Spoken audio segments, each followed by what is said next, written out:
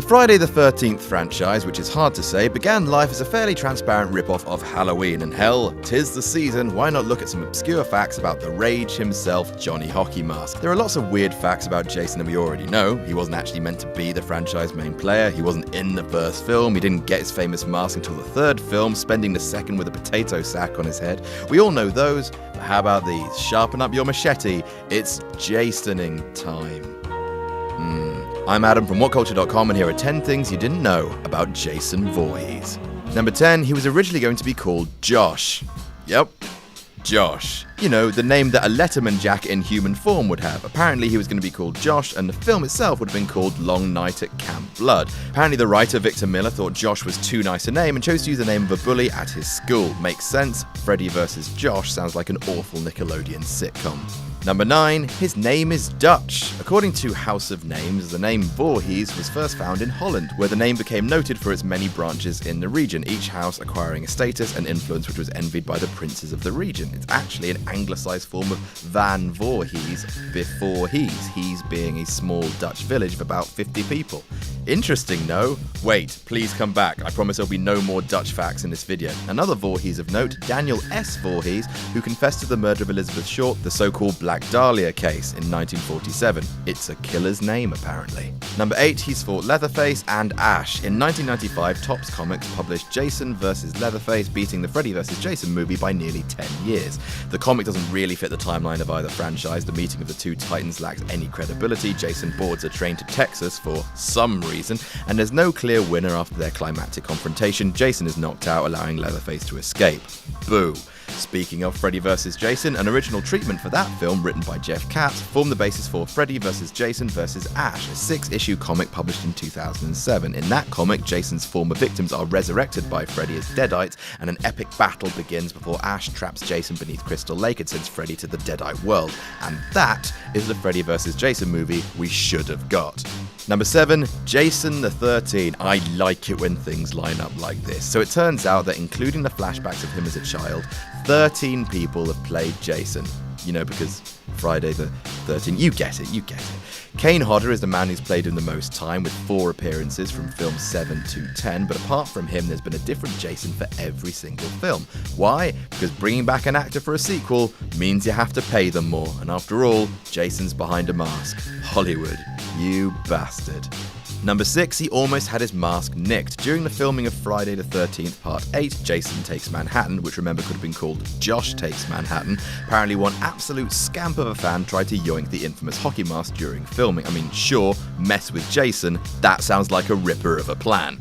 Massive Kane Hodder was playing Jason at the time, and he was sitting on a bench between takes, mask off, and a bystander grabbed it and ran.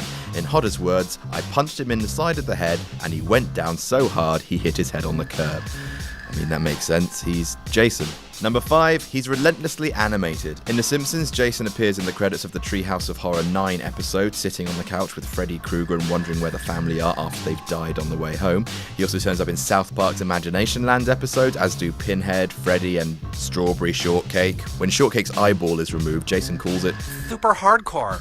Jason also appears in several Robot Chicken episodes, most notably on the horror movie Big Brother, alongside Michael Myers, Pinhead, Leatherface, Freddy, and Ghostface. In the episode Operation Rich in Spirit, Jason's murders are being investigated by the Scooby-Doo gang, which turns out to be ironic because the movie Scooby-Doo Camp Scare is a knowing tribute to the Friday the 13th franchise. Oh, it's so hard to say. Number 4, Jason's father was supposed to appear in Jason Lives. For the ending of Friday the 13th Part 6, Jason Lives, director Tom McLaughlin wanted Elias Voorhees to appear at the Eternal Peace Cemetery, staring mutely at his son's grave and ignoring the kindly caretaker who tries to make small talk. The scene was supposed to end with Elias clenching his fists with rage while Jason emerges from Crystal Lake, but the studio changed it for the final cut.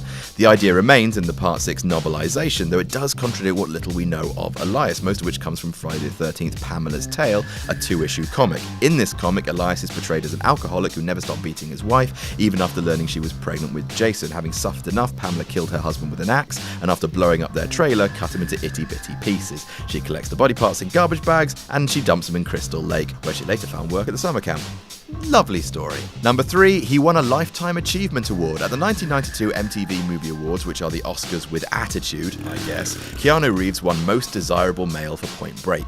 That makes sense, but that wasn't the biggest news. The biggest news was Jason got his own little nod, a Lifetime Achievement Award. Not bad considering he hadn't been seen on screen since 1988. Following a montage of Jason's greatest hits set to Nothing Compares to You and My Way, of course, Jason took to the stage wearing for the first time in his career a tuxedo. Hollywood, the future is ours, he said, before being unmasked as actor John Lovitz. How dare you do that to Jason? Number 2, the first Jason is in a band called First Jason. Ari Lerman found fame playing Jason in Part 1, so when he decided to move into horror punk, as you want to do, he was perfectly entitled to call his band First Jason. And if you didn't know that First Jason was specifically for horror fans, then the titles of their songs, which include Victim, You Better Run, and Machete Is My Friend, ought to tip you off. It sounds like lovely music, perfect soundtrack to a picnic, or a nice game of Kaplunk. Other musicians who've made reference to Jason include Eminem, whose tracks Amityville and Off the Wall also sample Harry Manfredini's score. You can also find references to the Big Guy in tracks by fellow rappers Dr. Dre, LL Cool J, Tupac Shakur, and Insane Clown Posse.